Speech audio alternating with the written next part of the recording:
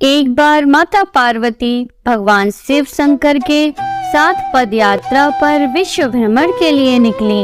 विश्व में अनेकों स्थान घूमने के बाद माता पार्वती थक गईं और भगवान शिव से थोड़ी देर विश्राम करने को कहा। भगवान शिव ने विश्राम करने के लिए हामी भरी और दोनों एक पीपल के पेड़ के नीचे बैठ गए। थोड़ी देर बाद भगवान शिव अपनी करवट बदलकर लेट गए, लेकिन पार्वती माता की निगाहें उन चींटियों की कतार पर टिकी थी जो एक स्थान से दूसरे स्थान पर जा रही थीं, और चींटियों के बीच रास्ते में पड़ा था एक रेंगने वाला कीड़ा जिसे चींटियां निरंतर काट रही थीं। कीड़ा अपनी रक्षा करने में असमर्थ था क्योंकि चींटियां अनेक थीं। कीड़ा अत्यधिक पीड़ा में था, वह अपनी रक्षा करने के लिए छटपटा रहा था। पार्वती माता यह दृश्य देख दुखी होने लगी। माता कैसे न कैसे उस कीड़े की पीड़ा मिटाना चाहती थीं, लेकिन खुद करने में असमर्थ थी। तो माता पार्वती ने कीड़े को इस समस्या से निजात दिलाने के लिए भगवान शिव से प्रार्थना की।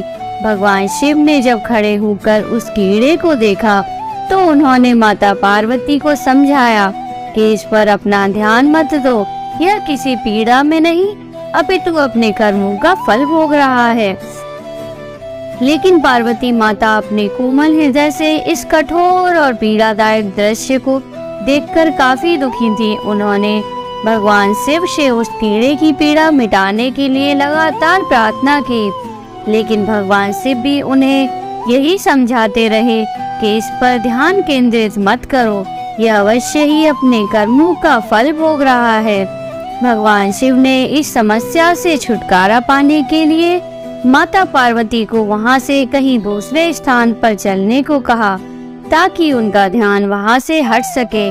लेकिन माता पार्वती ने भी हट पकड़ रखी थी। वह बोली, जब तक इसकी पीड़ा नहीं मिटेगी मैं यहाँ से नहीं जाऊंगी। अब भगवान शिव को त्रिया हट के आगे मजबूर होकर उस कीड़े की पीड़ा मिटानी पड़ी। भगवान शिव बोले, पार्वती ठीक है, मैं इसका कष्ट मिटा रहा हूँ, अगर बाद में यह कुछ गड़बड़ करे तो तुम मुझे दोष मत देना। माता पार्वती ने कहा, ठीक है महाराज, पहले आप इसका कष्ट मिटाएं।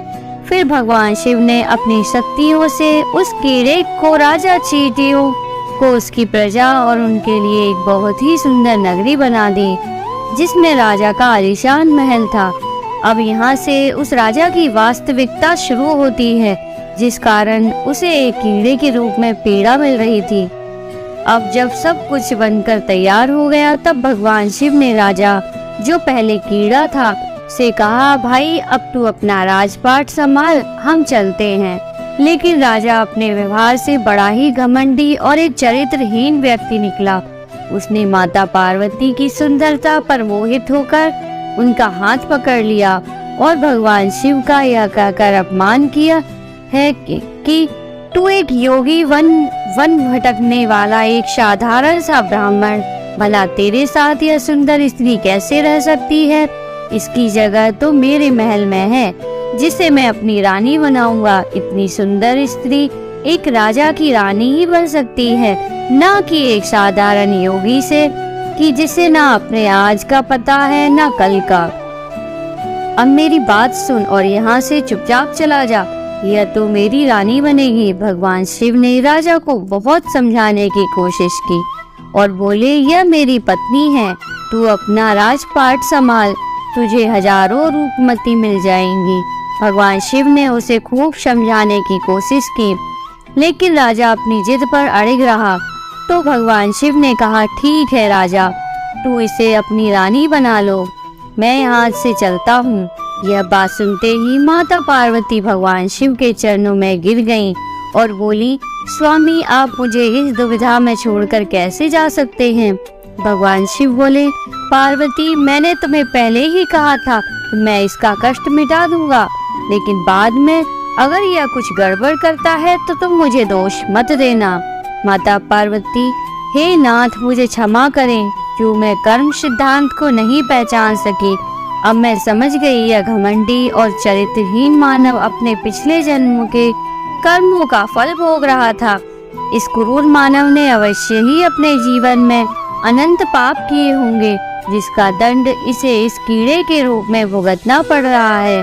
भगवान शिव प्रसन्न हुए कि चाहे पार्वती ने जिद करके ही इसका कष्ट मिटाना चाहा, परंतु अब वह कर्म सिद्धांत को समझ चुकी थी। फिर भगवान शिव ने अपनी शक्तियों से परिस्थितियां पहले जैसी कर दी। राजा को वही कीड़ा और प्रजा को वही चींटियां बनाकर उसके कर्म सिद्धांत को उसके हाल पर छोड़ दिया। अब माता पार्वती भी राजी राजी भगवान शिव के साथ अपना भ्रमण पुनः प्रारंभ करने के लिए चल पड़ी।